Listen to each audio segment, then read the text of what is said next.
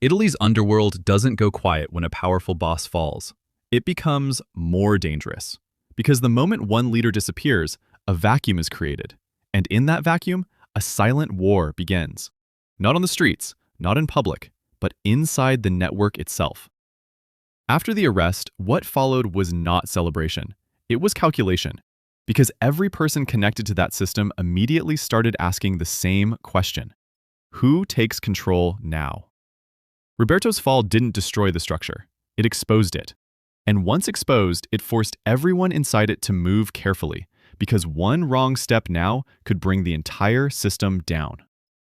Within days, intelligence units began picking up changes. Communication patterns shifted.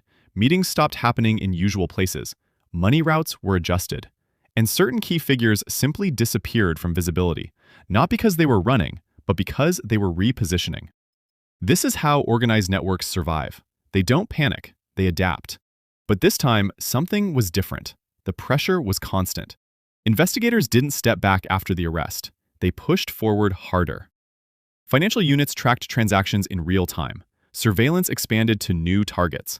And data that had been sitting unused for months was suddenly reactivated, because now everything connected back to one central point, the network behind the man who was captured. And as this pressure increased, fractures inside the organization became more visible. Smaller groups began acting independently, testing boundaries, trying to secure their own control. And this is the moment when systems either collapse or become more dangerous, because fragmentation creates unpredictability, and unpredictability leads to mistakes. And mistakes are exactly what investigators wait for, because one mistake can reveal connections that years of surveillance cannot. And that is exactly what started happening. Small errors, small movements, small communications that didn't fit the pattern, each one adding another piece to a much larger puzzle. And as those pieces came together, a bigger picture started forming. This was never just about one man. This was about a structure that had embedded itself into everyday systems, businesses, supply chains, local economies, and even administrative processes. And removing one leader did not remove that influence. It only weakened the surface. And now the real challenge had begun. Dismantling what remained. Because taking down a visible figure is operationally difficult, but dismantling an invisible system requires precision, patience, and complete control. And this is where the strategy shifted completely. Instead of focusing only on individuals, investigators began targeting the system itself, tracking how money moved, how decisions were made, and how influence spread through legal fronts. Because modern organized crime does not survive through violence alone. It survives through integration, blending into legitimate structures in ways that make it almost impossible to separate legal from illegal. And this is why the identity used during those 94 days has become the most critical piece of the entire investigation. Because that identity was not just a disguise. It was access. Access to systems, access to protection, access to time. And that kind of access does not exist without internal support, which means the investigation is no longer limited to the outside network. It is now moving inward, toward potential points of compromise inside official systems. And that changes everything. Because when a system is compromised from within, the rules of the game are completely different. And this is where the stakes become significantly higher. Because now it is not just about crime. It is about trust. Trust in institutions, trust in processes, trust in control. And if that trust breaks, the impact extends far beyond one case. Which is why the next phase of this operation is being handled with extreme caution. Every move is calculated. Every step is verified. Because one wrong move could alert the very people they are trying to expose. And once alerted, those connections disappear instantly, leaving no trace behind. And this is what makes this moment so critical. Because right now, multiple lines of investigation are running simultaneously.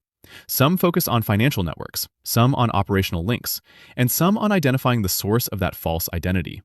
And all of them are moving toward the same endpoint, exposing the full structure behind what appeared to be a single arrest. And as this process continues, one thing has already become clear. The balance has shifted. Not completely, not permanently, but enough to change behavior. Because the message has reached every corner of that network, the system is watching differently now. It is not reacting. It is anticipating. And when a system starts anticipating instead of reacting, it becomes far more difficult to outmaneuver. And this is why what comes next will matter more than what has already happened. Because this is no longer about one operation. It is about whether the system can sustain this level of pressure long enough to break what has existed for decades, or whether the network will adapt again and rebuild itself in a new form. Because history shows that structures like this do not disappear easily. They evolve. They shift. They reappear under different names and different faces, but with the same core and the same objective: control. And that is the real question now. Not whether one man was captured, but whether the system behind him can be dismantled before it reshapes itself again. Because if it does, then this moment will be remembered as a turning point. But if it does not, then this was only a temporary disruption in a much larger ongoing cycle. And right now, no one can say for certain which direction it will go. But one thing is clear: the next move will decide everything. What makes this moment even more dangerous is what hasn't happened yet. Because after a network takes a hit like this, there is always a phase where everything looks calm on the surface. But underneath, decisions are being made that will shape the next phase of power. And right now, that phase is unfolding in complete silence. No public violence, no visible retaliation, no sudden moves. And that silence itself is a signal. Because in organized systems, silence is not peace. It is preparation. Within the network, individuals who were once secondary figures are now stepping forward, quietly. Not publicly, not aggressively, but strategically, testing influence, rebuilding communication lines, and trying to understand where the real control now sits. Because when a central figure is removed, information becomes the most valuable asset. Who knows what? Who is being watched? Who is already compromised? And who is still safe? These questions determine survival. And at the same time, investigators are watching this transition very closely. Because this is the moment where patterns break and new ones begin to form. And new patterns are easier to detect because they are not yet stable. They reveal inconsistencies. They create small gaps in behavior. And those gaps can be tracked, monitored, and connected. Which is why the current strategy is not focused on speed. It is focused on timing, allowing the network to reorganize just enough to expose its new structure without giving it enough time to fully stabilize. Because once stabilized, it becomes far harder to penetrate again. And this is where the operation moves from control to precision, targeting specific nodes within the network. Individuals who are not necessarily the most visible, but the most connected. The ones who move information, the ones who move money, the ones who maintain the links between different parts of the structure. Because removing those nodes does not just weaken the system, it fragments it completely. And fragmentation at that level creates long-term instability inside the network itself, forcing internal conflict, forcing mistrust, forcing mistakes, and those mistakes create opportunities that would never exist in a stable system. Meanwhile, the question of internal assistance continues to grow because every layer of analysis points back to the same conclusion. The level of protection that existed was not random, it was structured. And structured protection implies coordination. And coordination implies multiple points of access, not just one individual, but potentially a chain of support extending across different areas. And identifying that chain is now one of the highest priorities, because if left intact, it allows the system to rebuild much faster than expected. And this is why the investigation is now moving in two parallel directions. One targeting the external network, and the other quietly examining internal vulnerabilities, looking for irregular access patterns, unusual authorizations, inconsistencies in data handling, anything that suggests manipulation from within. And this part of the process is far more sensitive because it operates in an environment where exposure can cause immediate shutdown of evidence. If someone realizes they're being watched, they disappear. Not physically, but digitally and administratively, removing traces, closing access points, and severing links. Which is why progress here is slow but deliberate. Every step verified, every connection confirmed before any action is taken. Because once action is taken, there is no second chance.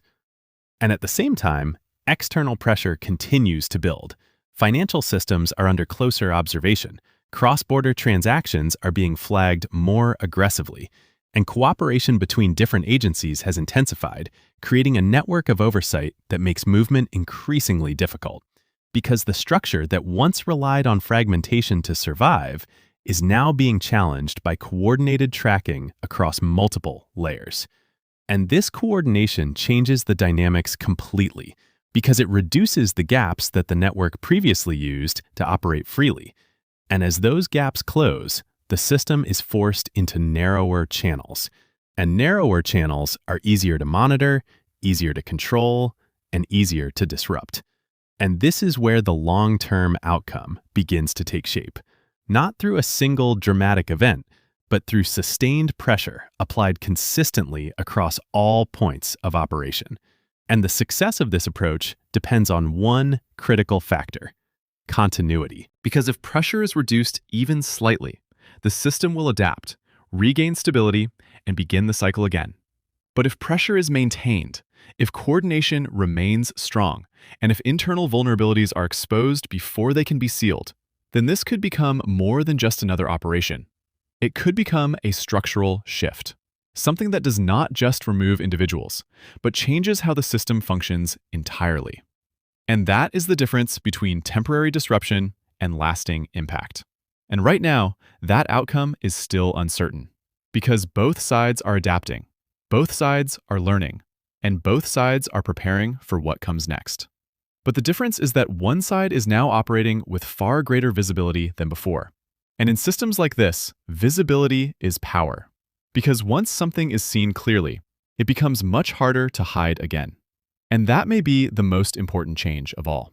Because regardless of what happens next, the illusion of untouchable control has already been broken. And once that illusion is gone, everything that depends on it becomes weaker. And that weakness creates a chain reaction that will continue to unfold in ways that are not yet fully visible, but are already in motion. And the next phase will not be defined by what is announced publicly, but by what happens quietly in the background, where real control is decided, and where the final outcome of this entire operation will eventually be determined.